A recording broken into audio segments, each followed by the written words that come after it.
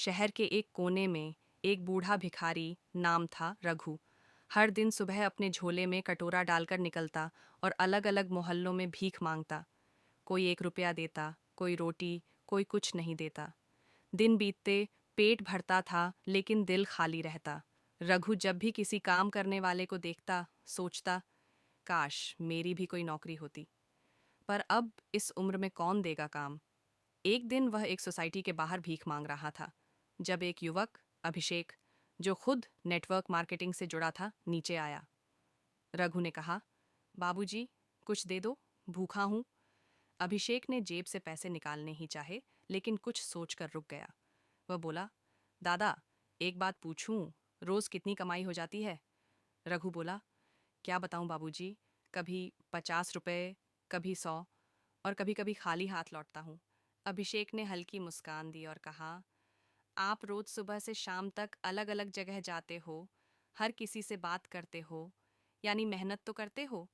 लेकिन एक बात बताओ, कभी सोचा कि ये मेहनत किसी और काम में लगाई जाए? रघु ने सूनी आंखों से देखा और कहा, बाबूजी, मैं भिखारी हूँ, मुझसे क्या होगा? अभिषेक ने उसकी आंखों में देखा और बोला, भिखारी वो नहीं जो खाली हाथ होता है, भिखारी वो है जो सोच से हार जाता है। मैं आपको एक रास्ता बताता हूँ, आप चाहो तो आज से शुरुआत कर सकते हो। नई शुरुआत का बीज अभिषेक ने रघु को नेटवर्क मार्केटिंग के बारे में बताया। देखो दादा, मैं एक कंपनी से जुड़ा हूँ। हम साबुन, अगरबत्ती, तेल जैसे रोज़मर्रा के प्रोडक्ट्स बेचते हैं। अगर आप चाहें तो मैं आपको कुछ बेसिक सामान उधार में दूं। आप बस लोगों से बात कीजिए और बेचने की कोशिश कीजिए। जो मुनाफा होगा उससे थोड़ा बचाइए और धीरे धीरे निवेश बढ़ाइए। रघु ने पहले तो हिचकिचाया, लेकिन फिर सोचा, जो दिन भर में 100 रुपये की भीख मांगता हूँ, क्यों ना कोशिश करूं। अगले दिन से रघु के हाथ में कटोरे की जगह एक झोला था, जिसमें थे 10 साबुन, 5 अगरबत्तियां और कुछ तेल के छोटे पाउच। पहली कमाई पहले दिन उसने 3 साबुन बेचे। उसे 30 रुपये का मुनाफा हुआ। दूसरे दिन थोड़ा और बोला, थोड़ा और बेचा। हफ्ते भर में उसे समझ आ गया कि अगर सही ढंग से बात की जाए तो लोग खरीदते हैं। अभिषेक उसे रोज थोड़ी ट्रेनिंग देता, कैसे बोलना है, प्रोडक्ट की खासियत कैसे बतानी है, और सबसे ज़रूरी, किसी को खुद से जोड़ना कैसे है। पहली टीम बनी रघु जब मोहल्लों में जाता तो 2-3 और गरीब लोगों से मिलता जो भीख मांगते थे। अब वो कहता, भीख मांगोगे तो 100 मिलेंगे, मेहनत करोगे तो इज्जत और आमदनी दोनों। धीरे धीरे उसने 2 और लोगों को जोड़ा।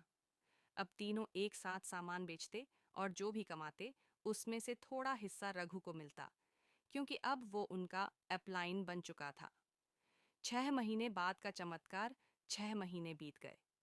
रघु के पास अब हर दिन की सेल थी, 500 से 700 रुपये। उसकी टीम 15 लोगों की थी। कोई रिक्शा चलाते हुए बेच रहा था, कोई छोटी दुकान पर बैठकर।